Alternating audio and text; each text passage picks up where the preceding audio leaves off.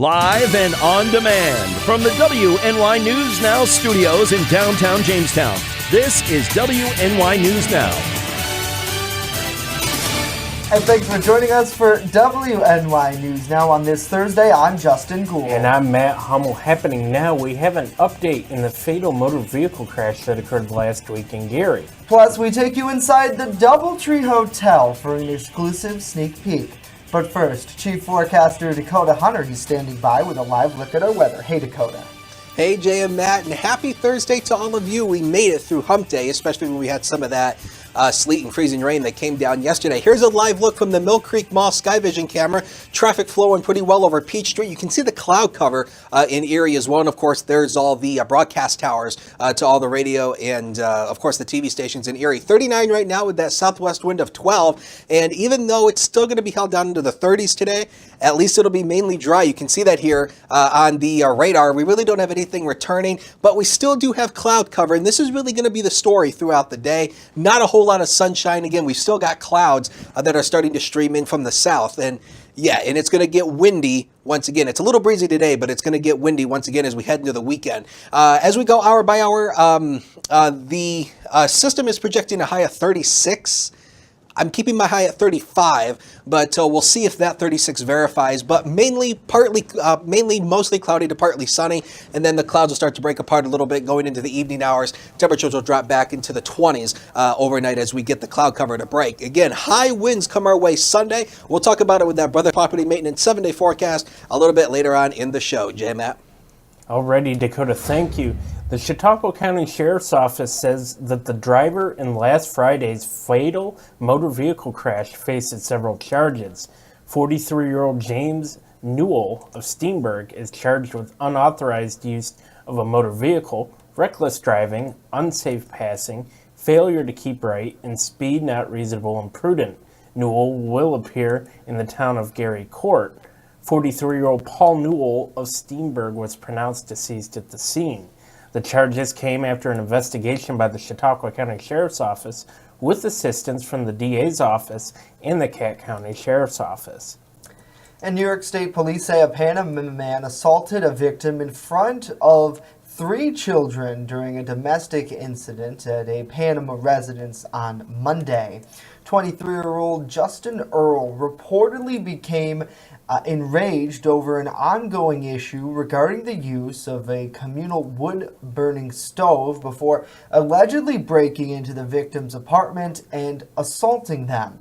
Earl is charged with second-degree burglary, second-degree harassment, and 3 counts of endangering the welfare of a child. Earl was remanded to Chautauqua County Jail. The victim was evaluated on scene by Clymer EMS but declined additional medical treatment.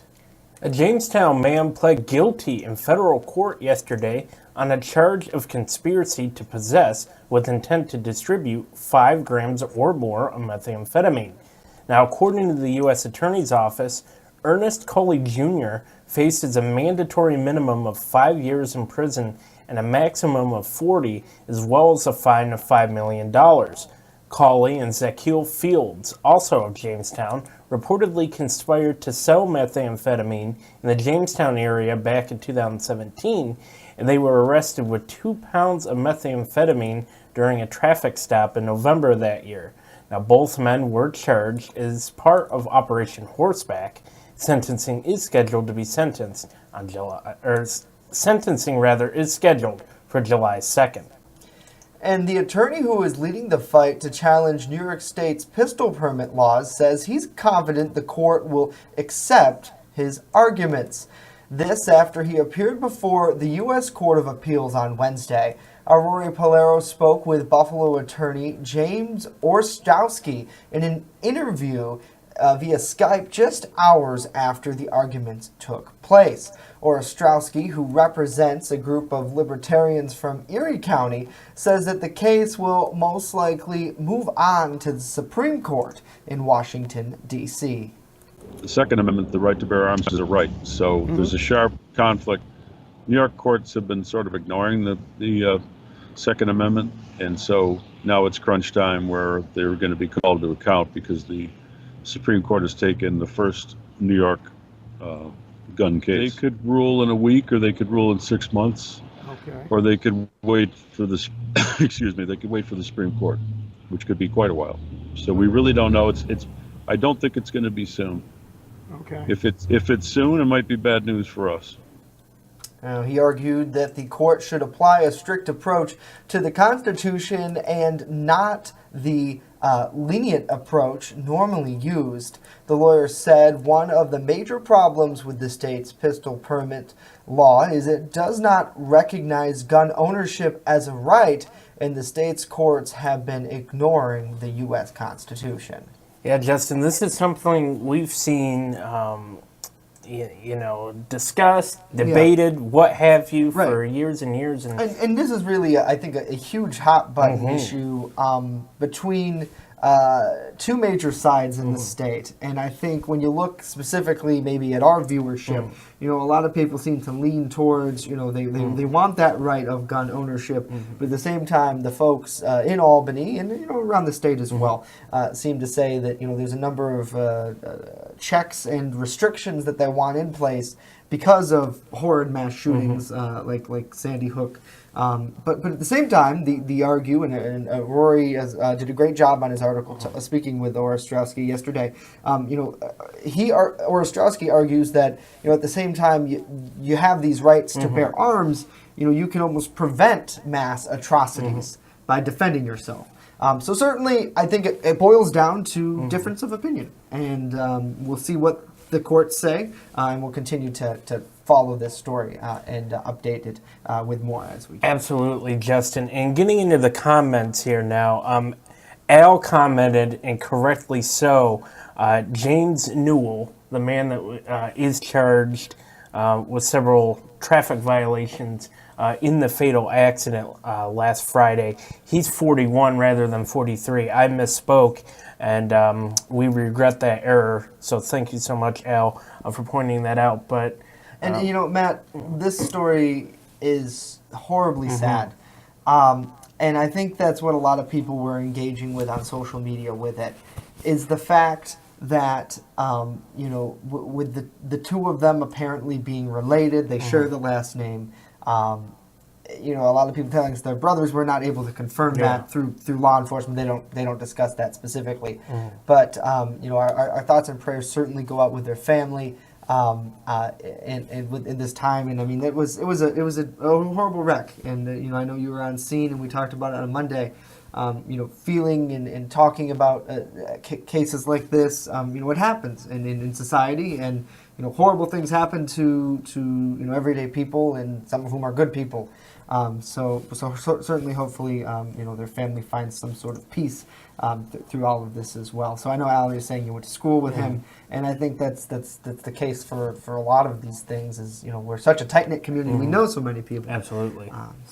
Certainly, indeed, very sad. But saying hello to Wendy, to Angela, to Lisa, to Justin is watching, Connie as well.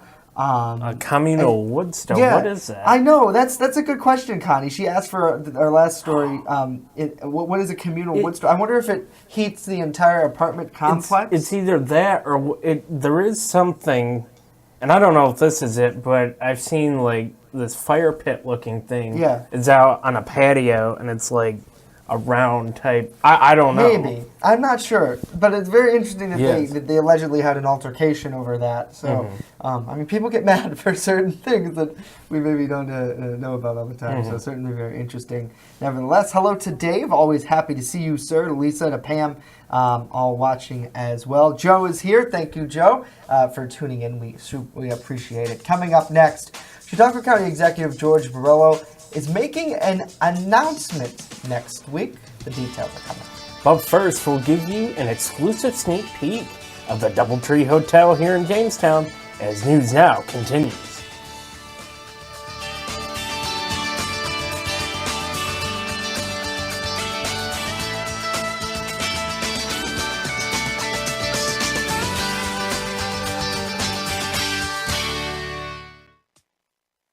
When I'm streaming and I'm talking to my community, we have that literally split-second interaction. If somebody says hello, I say hello right back immediately, and it kind of creates that connection. Because like my subscribers and my followers, We pretty much go by Re-Ups Army. All the hate and everything that goes around, that's kind of like our mission statement. Is just be positive and enjoy each other's time. It's more or less just trying to use the internet in a positive way. Like, we all from around the world get to connect on the same level, which is, we all love video games. Mixer.com/Re-Up. I'm live every single day, 8 p.m. You're watching WNY News Now, your source for breaking news. EagleZip.com is your local one-stop shop for all of your home and business computer needs. Located on Fluvan Avenue Extension, just outside of Jamestown, EagleZip.com sells and services all brands of desktops and laptops, as well as servers and network equipment for your business. All new computer sales include transferring your data from your old computer, plus a 2-year warranty. Call EagleZip.com today. Stop by EagleZip.com today and let us make computers easy for you. Happening now, the newest hotel in downtown Jamestown is getting ready to open their doors. The DoubleTree by Hilton, located on 4th Street in downtown Jamestown, is set to open next Thursday afternoon. The 100,000 square foot hotel features 147 rooms, a pool, nearby parking, ballroom, and a full-service restaurant that General Manager Brandon Wade says is more than just for hotel guests. So it's a restaurant inside the hotel, but it's its own restaurant. So Pearl City House Restaurant and Tavern, you can come and have lunch and dinner. Anybody can come. The price point is great. Everything's under $30. For any family member, the lunches, everything is under $12. So we're trying to attract the local community, come back in the restaurant, and the meal. I don't know if you've seen the menu, and it's an amazing menu. So. Now, Wade says the tourism growth here in Chautauqua County is one of the main reasons why the Hamister Group decided to invest in this Jamestown location. He says that they were originally scheduled to open last year, although with the building being older, a couple of problems arose. Code back then wasn't the code today. Yeah. The building was left empty for a while, so things happen when you leave buildings empty. So we wanted to do it right, and when we find the issues, we said we didn't want to cover them up. We wanted to fix the issues, like the big issue with the sewage line, so we had to replace all those. And then, of course, the old walls. So pretty much everything was taken down to bare bones, and so that takes time and takes money. And so we had the money to support it, and just takes some time to get it done. Now, Wade says the event space is already set to hold a number of class reunions and weddings. An official grand opening is set to take place during the first week in March. Chautauqua County Executive George Borrello will hold his State of the County address next Wednesday. The presentation will be held during the regular meeting of the county legislature, which starts at 6:30 p.m. in the legislative chambers of the Jurassic Office Building in Mayville. Borrello encourages the public to attend.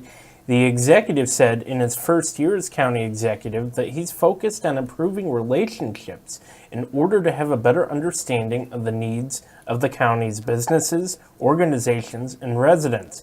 And that will be one of the many things that Borrello is expected to highlight during the address. And more than 2 million people in the United States are either dependent on or abusing prescription and illegal opioids to treat their pain. Now, a new report says that the FDA and drug manufacturers failed to properly monitor the use of one very potent opioid. Meredith Wood explains more. An incredibly addictive and potentially deadly drug, unnecessarily prescribed to an alarming number of patients. That's what a just-released report in the Journal of the American Medical Association reveals. The study found thousands of patients received a highly potent form of the opioid fentanyl when they shouldn't have. Researchers said the U.S. Food and Drug Administration and opioid manufacturers failed to closely monitor the use of the restricted fentanyl as part of a federal program aimed at reducing abuse and misuse of the drug. The class of fentanyl that goes into the bloodstream within seconds is 100 times more powerful than morphine and is highly addictive. It's designed for cancer patients already taking opioids for breakthrough pain. Opioids bind to the areas of the brain that control pain and emotions and raise dopamine levels, giving people a feeling of euphoria. Because the brain gets used to the good-feeling hormones, it often takes more and more of the drug to relieve pain. All of this can lead to dependence, addiction, and overdoses. The FDA has not commented on this report. For today's Health Minute, I'm Meredith Wood. All right, Meredith, thank you. Startling statistics there. Well, in business news, the holidays were good to Walmart. The big box retailers' all-important holiday sales blew past expectations, and Walmart reports that in-store sales grew more than 4% compared with the same time last year. At the same time, the company's online sales jumped 43%. Now, Walmart pointed to its new grocery pickup and expanded delivery programs as reasons for its digital boost. The holiday quarter started in October of last year and ended January 25th. So, in that time period, it included big holidays like Halloween, Thanksgiving, Christmas, and of course, New Year's Day. Yeah, certainly Walmart has changed the face of shopping. Whether it's good or bad, I guess that's up for debate. I know that there's a lot of small shops who try to contend with these big box store chains, and it's certainly a difficult slope, but profitable for them, and they do employ people locally. So well, good. It reminds me of a few years ago. I think 2017. You and I went to cover the small business gathering for Small Business Saturday, and we spoke with Jamestown Mayor Sam Teresi about the what's going on with the big chains increasing, and it's definitely something that still even today we're talking about, and who knows what the future is going to bring. Right. I mean, Right. They have a lot of growth downtown, and a lot of that growth has contributed to a story that we just talked about here, the DoubleTree Hotel. That was such a treat this morning to kind of be able to see the behind the scenes working. I know a lot of people are very interested, and I think rightfully so, in this this huge hotel structure. And I know Brandon Wade, spearheading it here, boots on the ground as the general manager. He really credited his staff today, Matt, to get to where they are, and the construction workers, and they're still very much wiping off the dust of for sure, but with a project that size, it's certainly expected. And Brandon says that they're expected to be ready to go for next week when they have their opening, and then they'll have a ribbon cutting the following week. Really excited. I'm excited to see Pearl City Hops, honestly, myself. I don't know about you. I am. That food looks really good. And this is something too, Justin. A couple of months ago, I went to, real quickly because I know break's approaching, but a couple of months ago, I went to cover an event where the Hamister Group's general manager, the hire manager, so to speak, came and talked about why they wanted to open up here in Jamestown.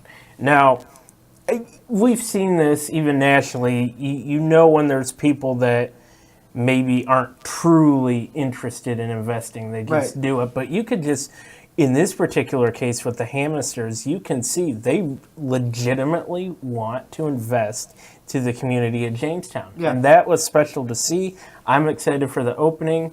Justin's excited. Oh, yeah. We'll be there, and you should be, or be square. Absolutely. And this is more from the restaurant here. I know Joe says it looks like he's going to check it out. Me too. I can't wait to try out some of their sliders that they have. They have like a little burger sliders. I know we have a commercial with them that talks a lot about that with the chef there. So really looks incredible, and I'm sure the food tastes just incredible. So coming up next, Bush Elementary School recently held an event raising money for a worthy cause. We'll tell you about that coming up. But first, Chief Forecaster Dakota Hunter, he's standing by with a look at the Brotherhood Property Maintenance First Defense weather. His News Now continues. Live and on demand, you're watching WNY News Now.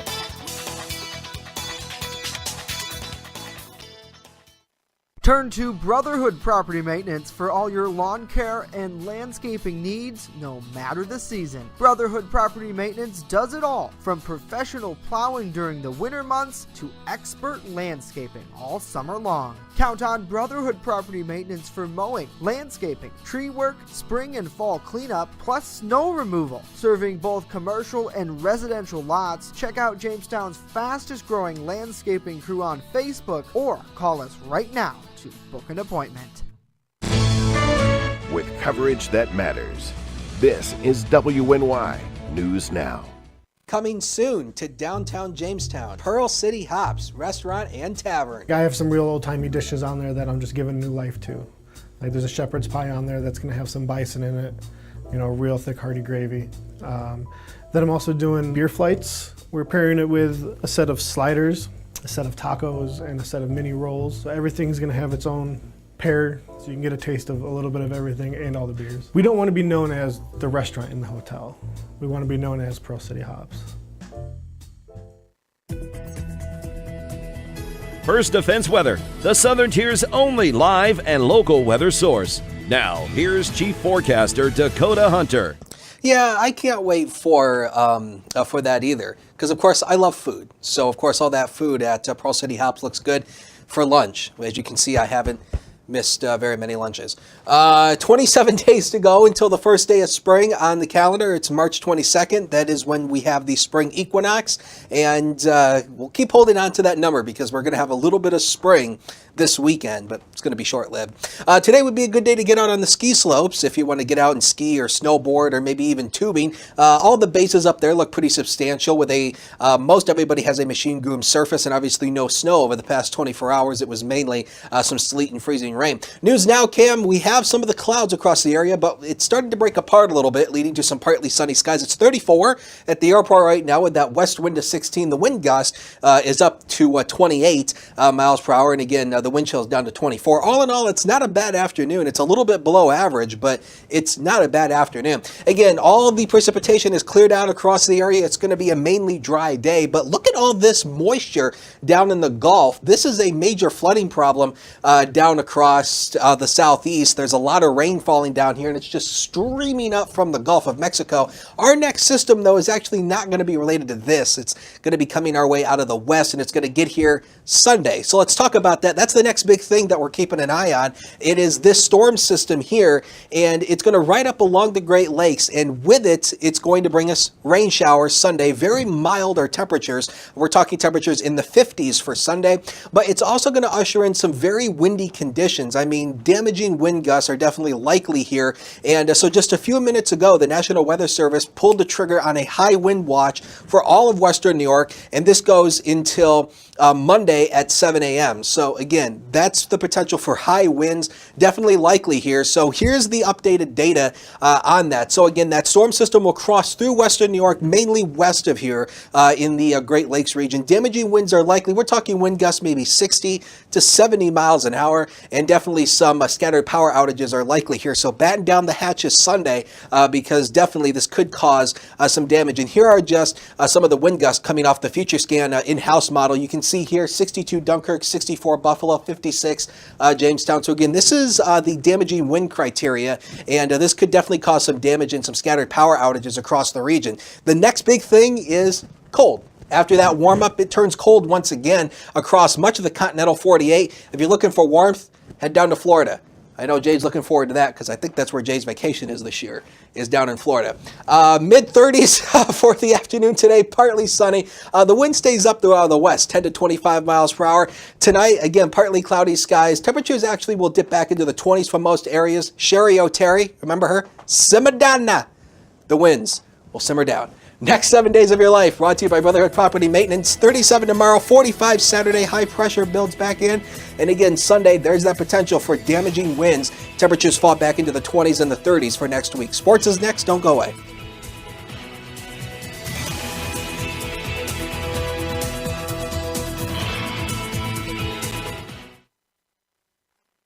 You're watching WNY News Now, where coverage comes first.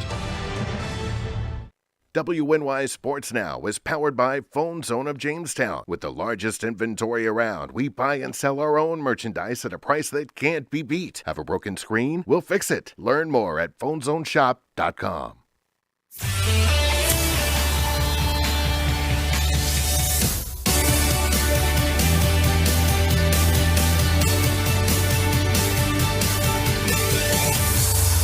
Happy Thursday, sports fans. We are nearing the end of the work week. Welcome back to WNY News Now. I'm Norm Rodriguez with a look at sports. If any of your children would like to play baseball this year, here is an upcoming chance to put them on a team. In about 4 weeks' time, on March 19th from 4:30 to 6:30 p.m., sign-ups for the City Recreation Youth Baseball League will be taking place in the lobby of City Hall. Kids between the ages of 7 to 12 are eligible to play, with 7-year-olds to strictly play in the outfield. This opportunity is being provided by the City Parks, Recreation, and Conservation Program of Jamestown. The fee is $5 for city residents and $15 for non-city residents. Sticking with baseball, MLB spring training effectively starts today, with 4 games happening over the next 3 days. To kick off spring training this afternoon at 3:05, the Seattle Mariners will battle the Oakland A's. Both teams will battle again on Friday afternoon as well, that time at 3:10. The Phillies and Rays will face off on Friday as well at 1:05 p.m., and the St. Louis Cardinals will take on the Miami Marlins on Saturday, also at 1:05 p.m. With the NBA regular season back in the swing of things, tonight at 7:30, the 30-29 Brooklyn Nets will host the 34-23 Portland Trail Blazers. Prior to the All-Star break, the Nets won their last game in triple OT, 148-139 versus the Cleveland Cavaliers.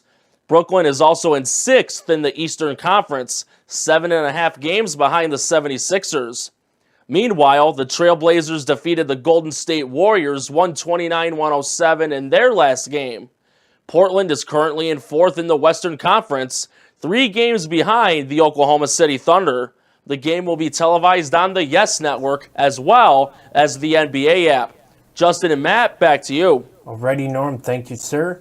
Students at Bush Elementary School are working hard to fight heart disease. Bush Elementary physical education teacher Jay Gran, in a video posted on the district's Facebook page, said that the event was created to keep kids involved in heart-healthy activities and to promote a healthy diet while raising money for a great cause. Started the event probably 2.5 weeks ago.